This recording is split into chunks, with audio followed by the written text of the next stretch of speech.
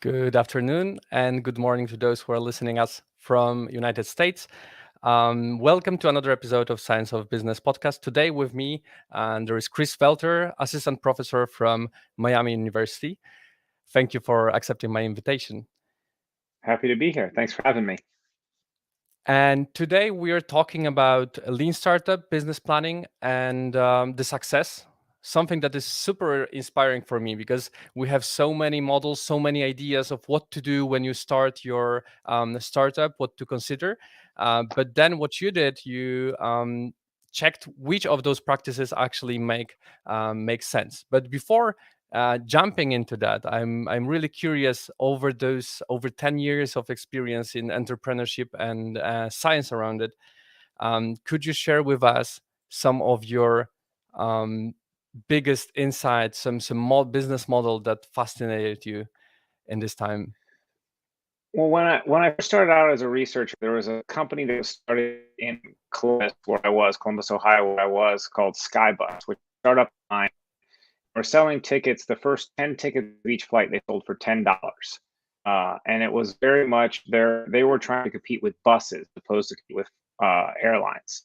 And so it was similar to a Ryanair model in Europe, but it was even more down. So the guy who started that out, it ended up prices were skyrocketing, which is nowhere near where they are now.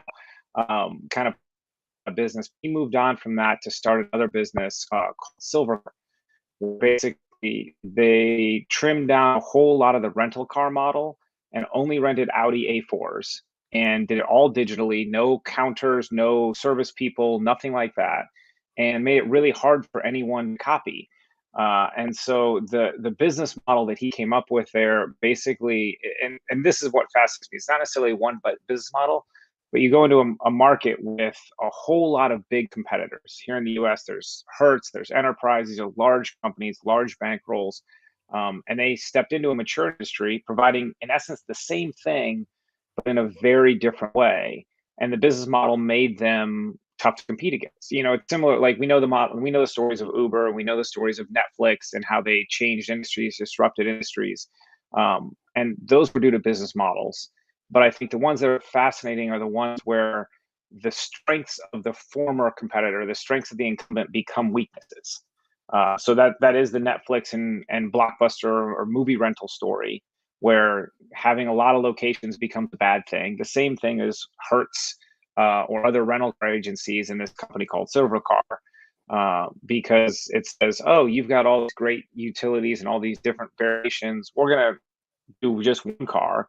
And instead of getting, a rental car that's kind of small and silly, you get a really nice luxury car for the same price because we can do differently.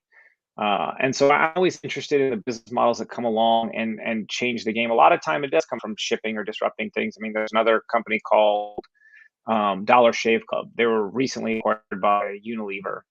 But they started up again, going up to Gillette, a massive company that had huge market share, and said, we're going to ship directly and we'll make it a subscription model. And so it'll be a different form of how you've bought razors before. And in doing so, can take a chunk out of a major player. So I'm always interested whenever any company comes along and says, whatever your strength is, we're going to make that the weakness and figure out a way how to make it so that you can't do what we're doing because you're big and powerful and we're small and can do something differently. So I don't know if there's necessarily one model that I lean into, but it's the combinations of different ones that make it so the big guy can't beat up the little guy. Wow, that's super inspiring because it also says that no matter how much the market is penetrated by one company and by one model, you can always innovate, and even the little thing. I'm also laughing because I have a similar model of Audi, so I would be definitely a customer, Yeah.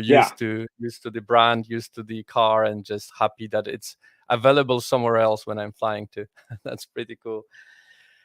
All right, let's jump into the main topic of our podcast. So what I really like and what I promoted this episode with is that we have insights from 120 startups on what they did and how successful they were, and that's a lot of insight. That's a lot of knowledge to be comprehended, to be understood. But before jumping into those results, I wonder, what was the background? How did you come up with this research, and how was it set up? So I think the background of this really came out of my classes. As I was teaching a lot of the classes on entrepreneurship. If you go back 15 years, they all just taught business planning and said, here's how you do a business plan. And then the lean startup model kind of came along around, not quite 20 years ago, 15 years ago or so, that started to develop, and thoughts along those ideas started to develop. And it became kind of these two camps, these two warring factions of, no, we still need to do business plans, and other groups saying business plans are terrible, let's just do lean startup. And I didn't necessarily see them as that conflicting. But then in talking to my students, some of them are like, well, why do I have to do this business plan? This book I just read said business plans are stupid. Why should I do this? And so as we started to work through that, I really started to look into the literature to see, has anybody asked that question? Like, which one is better, or is one better than the other? And so I actually had a student from one of my classes who reached out about, we had a program at the university I was at the time, developed some student-centered research. And so we collaborated on literally just asking like a simple question: which is better, lean startup or business planning? Because depending on which camp you were in, you would argue the other one was terribly wrong, but no one seemed to have firm data on that. And so we started there, but also when we got into it, when you say business planning, well, you first start to think, well, what is a business plan? What does business planning actually mean? And as we talked, we started off by talking to a half dozen different founders at different levels of their startup career, and started asking, like, did you write a business plan? And a lot of them said yes. Some of them said, no, I didn't write a business plan, but I did something similar. I went out and gathered some data and things like that. And we found out, like, that's still kind of business planning, but not, you didn't write the business plan, or you did or you didn't, things like that. And then when we got to the lean startup side, that's where we found like that was the Wild West in terms of what actually lean startup meant.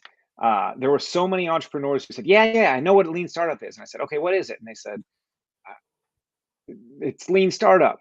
And it's that element of, well, I should know what this word means, but I've got the book on my desk, or I've seen the cover of the book when I looked at the Wikipedia entry at one point, and that was about as far as people got. And then when we started talking through it, what I would teach in my class was similar to what we looked at in the text. But when we talked to people, we said, okay, did you interview customers, potential customers, before you actually made a sale? Did you create a prototype or an MVP? And some entrepreneurs really knew MVP. Some people were like, I don't know what MVP means. And minimally viable product is the lean startup kind of term for it. And so talk through those, and so it was very, there was a wide variance. Everybody would say they knew what it was until you asked one step further. And then some people really did. Some people had done their homework, had figured it out and tried to implement it. But for the most part, it was kind of, yeah, I'm doing lean startup. What does that mean? Well, it means I'm doing a startup without a lot of planning. And that's not exactly what lean startup would tell you they're all about. They're saying we're actually have a system to it. And so that was the first part of it, was talking to entrepreneurs face to face and just having the conversation of saying, like, what are we actually saying? What do we actually mean when we say, did you do lean startup? Because our initial plan was say, well, we'll put people in a lean startup camp or a business plan camp and see who did what. But we found out there's all these little actions that people did in different varieties. And so we started with those interviews and then started to build out a survey from it to say, which of these activities would you call lean startup? Which of these activities would you call business planning? Do you understand what these activities mean too when we build that survey? That's one of the biggest issues. Like my background, I did some surveying work before I came into academia, and the surveys, they can be very dangerous. They can, if you craft a survey question the right way, you can always get the answer you want, regardless of whether it's the truth. And so we did a lot of time working with, we went back to the entrepreneurs we had talked with originally, and then we grabbed a couple others and showed them the survey and said, does this mean what you think it means? Just to make sure we got close to, okay, now we're ready to go out and actually survey entrepreneurs and say, okay, what does success look like? What did you do? Did you measure up to success? And success is a whole other issue with how you define success. That was the caveat we were into as we were building this out. In entrepreneurship, success for some people might be Amazon. It might be, I want dollars. I want to have free time to go build a rocket ship and go into space, because apparently that's what you do as a billionaire nowadays. Um, but a lot of other people, success may be, I just want the freedom to do what I'm interested in. And I don't want to grow, because growth brings a lot of pressure. So to say certain revenue target is success isn't accurate for some people, or growth is success isn't necessarily accurate for some people. And so we looked at a subjective measure of success, also tried to bolster that with some other ones. So um, but the whole background of this took longer than we thought, because how many small points there were to each is, how many different pieces there were, these things. And it's lean startup and business plan, they're not not like, did you open or close a door? It's, well, I did some of it but not all of it, or I did it a little bit. Because even the business planning side, it's like, I wrote a business plan, what did it look like? Well, I typed up one page of, this is what I want to do. And that's a little different than, oh, here's 35 pages with financial metrics and 14 spreadsheets that explain everything I'm going to do. And so trying to factor in that, we had to work into the research as well. So all that played in as we started to reach out to entrepreneurs locally, and then we had to go more broadly as well, to figure out how these two processes fit together, if they did or didn't. So. Wow.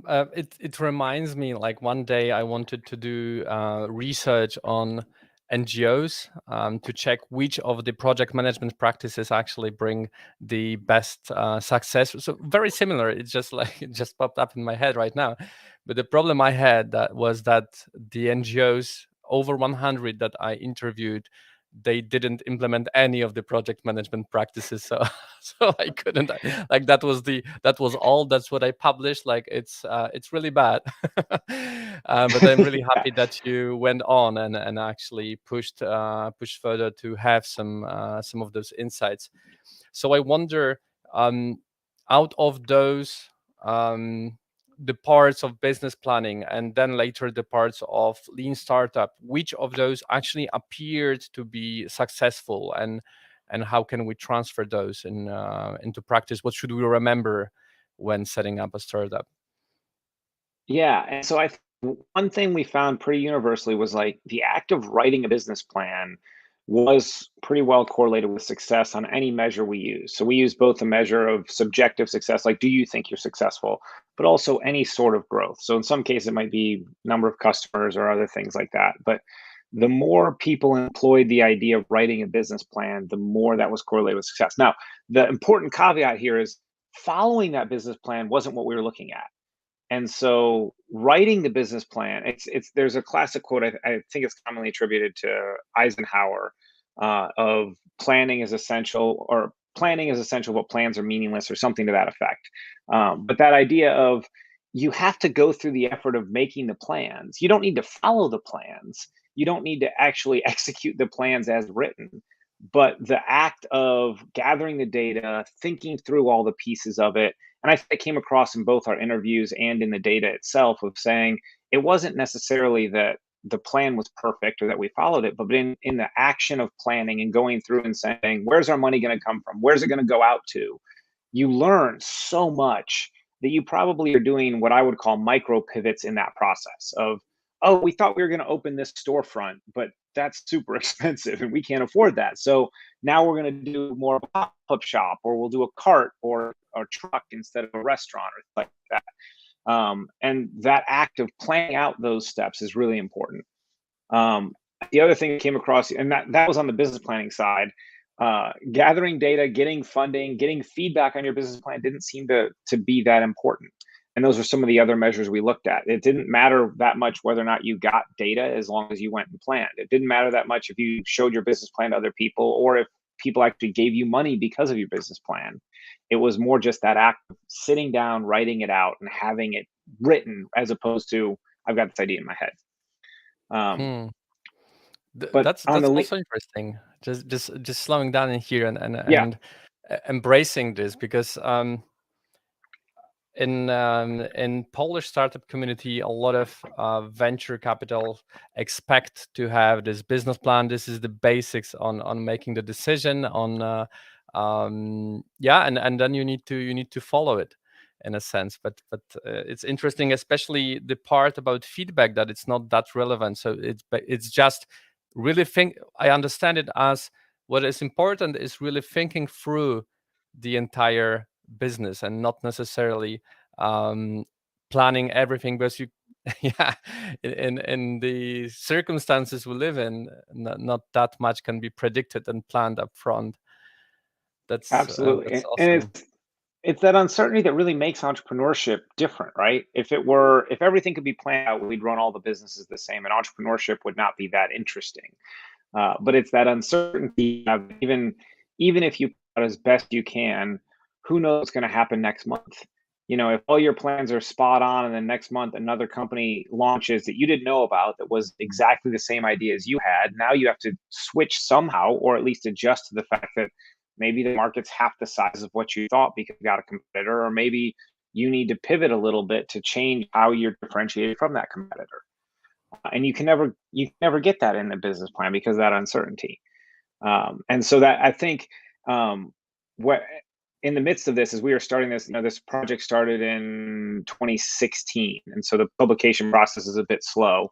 But when we were gathering data back then, obviously it's before COVID times, but at that point, Silicon Valley was leading the way. It still is leading the way in terms of funding and driving entrepreneurship.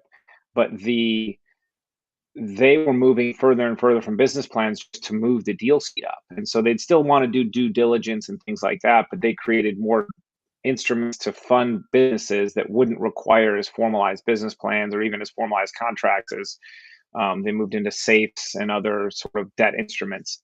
But the reality of that is you get more people who are thinking, even outside of Silicon Valley, I can get by without a business plan. And then they run into some investors like the one you're talking about who say, well, how do I know what your business is if I don't have a business plan from you? And so that was some of the conflict you'd see too, is in some of these conversations of people saying, well, I need to have a business plan because I need to get funding. But even if they didn't get funding, we saw businesses that found success without funding, but still having a business plan.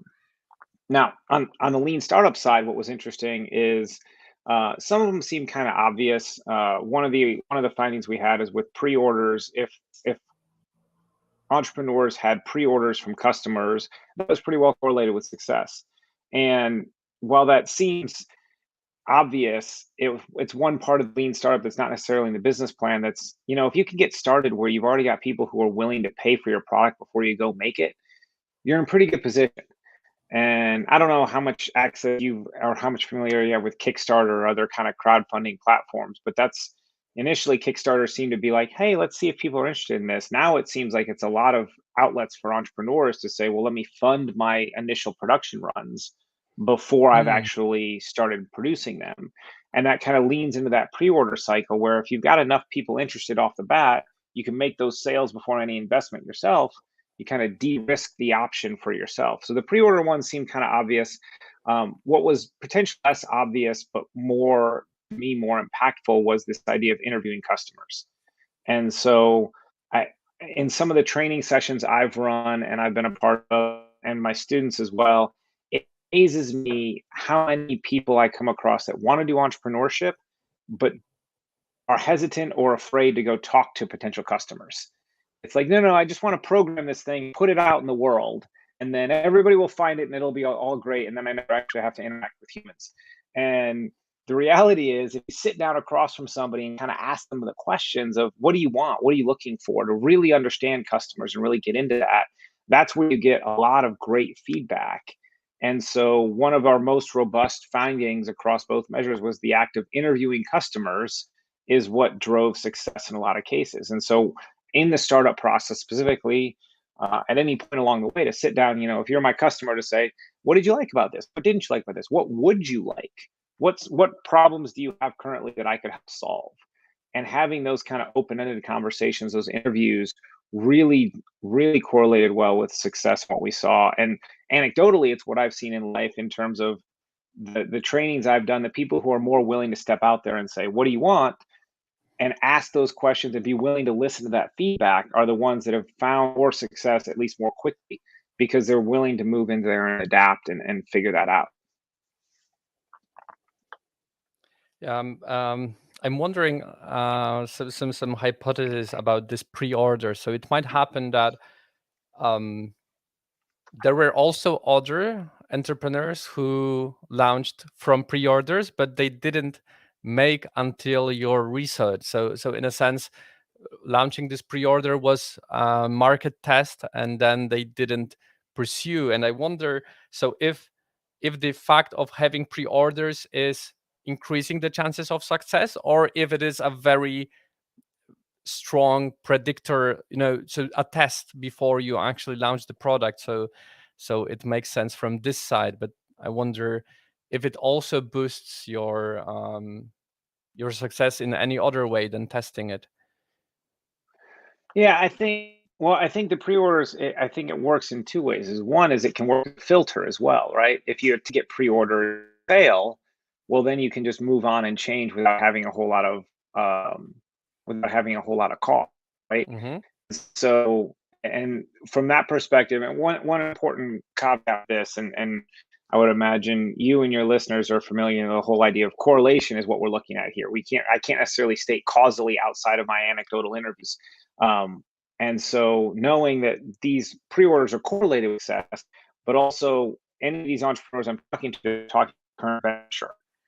So if they had tried to launch something, had a pre-order, and then that didn't work, and so they changed something else, tried to launch something else, try to get pre-orders and failed, and in a different direction, though I'm not capturing here. And so that's one area where it could be correlated with success. There's also plenty of stories. If you look into sort of the Kickstarter history, you'll see plenty of stories of companies that had amazing success with pre-orders and then couldn't follow through on the delivery side, and so ran into issues of, wow, we had so many people order our stuff and now we can't actually deliver it, and we said we'd get it to you in 6 months and 2 years later you're still waiting for it, which I think would underscore at least a little bit that idea of having a business plan in place is probably pretty important, because what if you're successful? What happens then? That can be a scary thought for some people. So I think it cuts Yeah. both ways there. All right. So we have pre-orders, we have interviewing customers. Is there anything else from Lean Startup that you found correlated with success?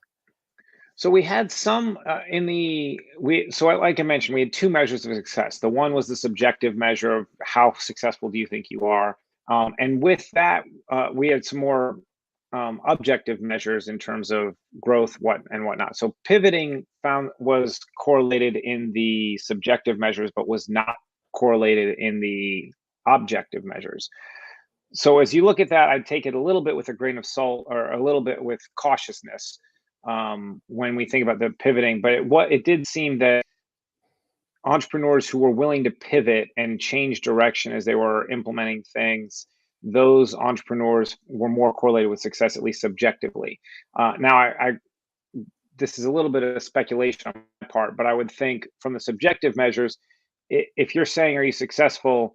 You're probably looking back and saying, well, I did make some maneuvers. I probably did change some things to reach the success I'm at. Whereas the objective measures of looking at growth, you may have changed some things so that it's more successful for yourself, but that may not have led to more growth.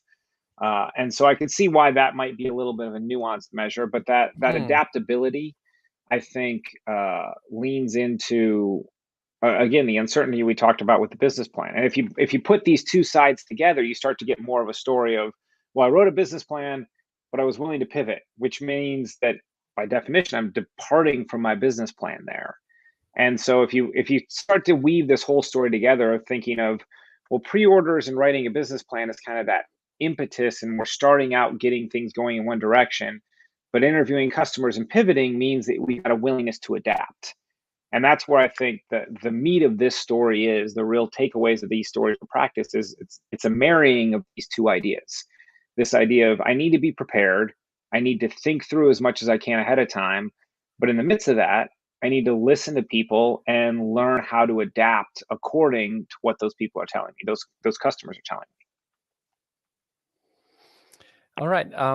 You mentioned already, and I think it's super important.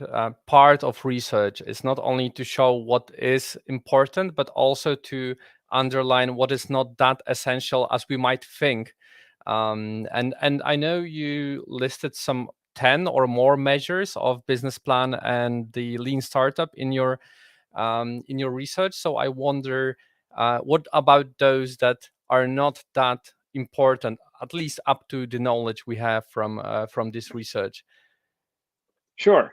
And I kind of mentioned this a little bit earlier with the business planning side, but the feedback and the funding, I really thought funding from a business plan would be highly correlated with success. I was shocked that now some of this might be in our sample. We didn't have a lot of folks that actually got funding from a business plan. Um, but I really thought the same way that pre-orders would be very indicative of success, and that seemed to be relatively obvious to me. I thought funding from business plan would be really indicative of success, but it didn't seem to come out in our measures, at least, that there was a correlation between finding that funding based on your business plan, and whether that we define that funding very broadly. So there's organizations in the U.S. will support startups with loans or grant programs, and then there's also obviously venture capital funding and angel investing and things like that. And so we defined it as any type of funding, and it really looked like there wasn't anything there. And that was surprising to me, that the funding piece of it. And again, there could be some caveats to note of our samples and the groups we chose. This isn't, Mm. I wouldn't state this universally, but the fact that there was so little correlation there was surprising to me. And I I think wonder, just, oh, go ahead. yeah, before jumping into another one, I wonder about one thing. So, again, I've seen that a lot in nonprofits, is when they write a grant proposal, a specific project they want to launch from specific funds. If they don't get those funds, the project is over, and there is no flexibility in this term. So I wonder, like, if business plan assumes some specific funds that you and no, no background, no backup for having some other way to achieve your success, it might be that this just discourages more than it should, because there is plenty of ways, plenty of sources of funding, or also of reducing costs to launch more agile. And maybe my Mhm. my speculation would be that maybe just sticking too much to this funding source might be the problem here. Yeah, I think you might be right there. And I think it goes a little bit to that idea of being able to adapt and being able, if you lose this one funding source, obviously in the nonprofit world, the outside the grants, there's not a lot of other will-based capital, but with the for-profit companies thinking about, are they able to switch up their plan? Are they able to fund it with less money or do something differently to start raising money? So that, I think that was one bit that was pretty interesting to me. I think is a large percentage of the folks we interviewed and folks we surveyed, they'd write the business plan, but also it felt like the business plan they kept very close to the chest. Like they did not want to share those business plans very much. And feedback on that business plan I thought would be driving success. That also didn't really find a whole lot of correlation on the business planning side. But the lean startup side I thought was the most interesting, because I thought the prototyping process was going to be really vital. That's one thing. If you read through, I mean, lean startup is very much based on coding, but then if you look at all the different materials that have grown out of the original tech by Eric Ries to talk about prototyping and testing prototypes and minimally viable products, and there really wasn't anything there either. And so that seemed the primacy of conversations, how much more important it was to talk to people than it was to actually show them a prototype. Uh, that was interesting to me, that it seemed that the prototype and actually giving them something physical, some physical artifact or some digital artifact for them to examine, didn't seem like that big a deal. And so it seemed much more having a conversation mattered, whether you gave them something or not, no big deal. So that was another one Wow. that was interesting to me. Now I need to dive into literature in design thinking, because prototyping and testing prototype is, from my experience from the training I attended, seems like to be a core. Like, even in some sessions you're not allowed to speak, you just give the prototype to your client and then observe what they do and take notes. And it's interesting and exciting. I think, from my ventures, I think it makes a lot of sense that the amount of information you can get from people by asking specific questions. And And then especially because you have those pre-orders, so you have also another way of testing if actually this is what they want. I really like this combination to have some data when you prepare your product, so it's not really based on your own ambitions and imagination, but actually it is driven by some insights. But exciting that the prototype is not that vital. I need to take a look into that. Yeah, and I think that the design thinking world and lean go hand in hand in a lot of ways. And thinking about there, to me, there's a balance of, and this isn't necessarily in this research, but there's a balance of getting enough information so that you're making informed decisions. Design thinking very much being about designing as ideal as you can, but there's a part of the lean startup that's ship it and figure out if it works kind of idea, that experimentation bit, whether it is from pre-orders or interviews, how close you need to get to that, how much signal you can tease out from the noise, I think is what really is important. And if creating and showing a prototype takes more time and doesn't give you that much more information than interviewing customers does, it might be more worthwhile to just interview the customers and go from that perspective. And that's the essence of the minimally viable product, is to make it as quick, painless as you can to create a prototype to put in front of people. But the practicality, and I think this is also informed a little bit by the interviews we had, is that sounds good from a design perspective. And it works really well in a design perspective. And it sounds good if you're following this all lockstep. But with most of these entrepreneurs we talked to personally, it was just a whole lot messier. And so we tried something and we talked to some customers. They thought this was a good idea. So then we just launched the business and we figured it out as we went.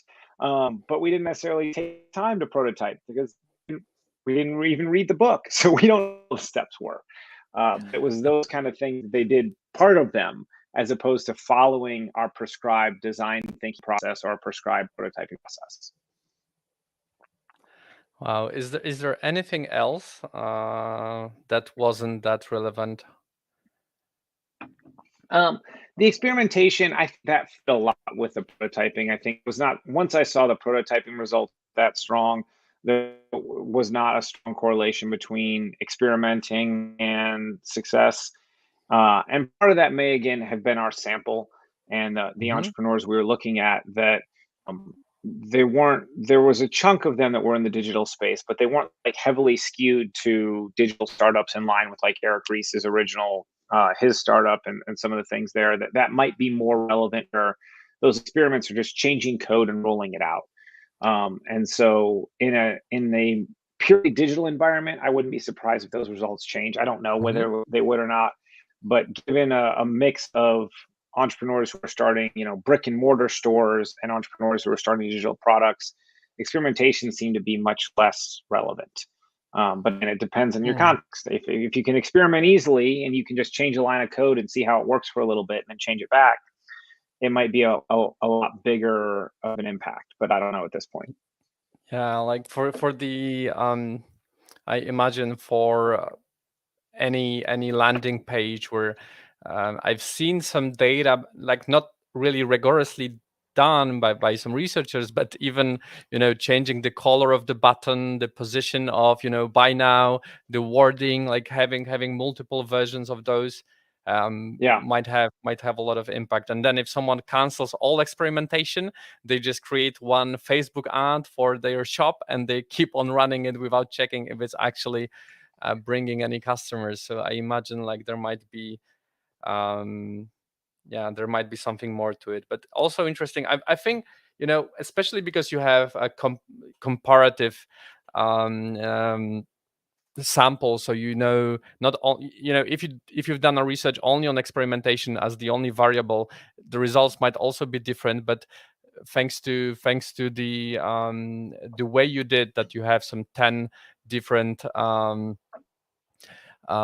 parts of lean startup and business planning. I think what we can get from it is that there are some things that are more important than the others. And I would also put experimentations as something that you can use to grow your business, but without the customer interviews, without the business plan, it might fail before you have a chance to experiment. Yeah. And I think the one thing that's worth considering here, like what you're talking about with like split or A/B testing, button colors, and things like that. And there's a ton of good research and marketing that's shocking how much more we want to click on a green button than a red button or whatever it might be. And this does not negate any of that. This is much more when we're talking about experimenting here and the survey. I could look at the actual wording, but it was something, did you experiment with different versions of your product or things like that? And so it was much more along the lines of not the website optimization or the landing page optimization, which there's a lot of good. I mean, Google gives you a lot of good data when you do it with Google Analytics, and you can look at all those things. So I'm not arguing against those type of optimization pieces, but this is more the holistic looking at, Hmm. are you actually providing, like, if you're Uber, are you just doing a carpool service, or are you doing an individual service? Or are you just doing a high end black car, or are you doing anybody can drive whatever car they want? And so those are more the experiments that we're talking about in this case. So, but I think what you're saying overall is right. I just want to add that caveat that I'm not telling you all the marketing research in the past is wrong. I'm not that bold. Well, I think those insights are still very inspiring to make sure what we focus on when designing our business plans and generally starting the startup. I think I would conclude in here with this paper. So just for our viewers and listeners, you can find it, The Road to Entrepreneurial Success, Business Plans, Lean Startup, or both, published in New England Journal of Entrepreneurship. And just one last question to you, Chris, because it's I know there is more to your research than this paper. It's been some years, so I wonder if you could give us a glimpse of what else might be important. What else should we focus on for increased startup success? Well, this might be a bit of an academic answer, but I think the reality is, you understand if you understand the core of an idea, then you can adapt it a whole lot more. And so rather than taking, I mean, to some extent, I think the entrepreneurs we talk to individually just either naturally or, did a little bit of evolution of their own process. But thinking about, like, if I get what a business plan is trying to do, then do the business plan I want to. I don't have to do the whole thing. I don't have to follow this book exactly what this tells me to put into the business plan. I can say, oh, this is trying to get me to think about finances. So let me think through finance the best way I can and not worry that I did this page and this page of the template that I have. And the same thing when we started, kind of what we were talking about with design thinking. It's like, oh, hand them a program, just be quiet and listen and see what they do and observe. Okay, that might be design thinking work. If what it's trying to get at, I'll ask a question. I wasn't leading. If I understand that I'm trying to get them to talk about it, I could say, I do that. That's not leading them in any situation, and I can be very flexible. I think, to me, the big idea is understand the why behind any process you're going after. So if you're going to do lean startup, why is lean startup supposed to work at all? If you're going to do some business plan stuff, why is a business plan supposed to work at all? And if you get the why, then just figure out how it works for you. And so you personally and your context, that's where I think there's so much nuance when it's a business that's just you or you and a couple partners that you can. I think the theory is really important, and that's why I do what I do. I like the theories, but it's that adaptation of taking a theory and understanding it enough that you can say this part is really important, and I get how this is supposed to work, and now I can apply it in this context. And so that's where I think the real, we've got to divide between theory and practice. That I think you're doing a great job of trying to bring those things together with the science of business. But figuring out, okay, don't just take, I read the title of Lean Startup, so now I'm good. But understand it so that oh, this doesn't apply to me because I'm not a digital startup. This does apply to me because I am. Uh, so I think that's to me the biggest difference in the entrepreneurs that I've noticed that I've spoken to anecdotally, and the research I've done is understanding why you're doing what you're doing. Don't just do it because everybody else does Wow, that's that's a brilliant summary. So I think we should read more research and we should think how it applies to our personal stories, and also have a little bit of a researcher in every single one of us to test for yourself what works, what doesn't. And I think the work like yours brings a lot of inspiration for that. And thank you for publishing it. So I think that would be it from my side. Just wanted to mention something we talked before our podcast, that Miami University is based in Ohio, not in Florida, but it's also one of the top 25 entrepreneurship universities. Where in the world? In which ranking?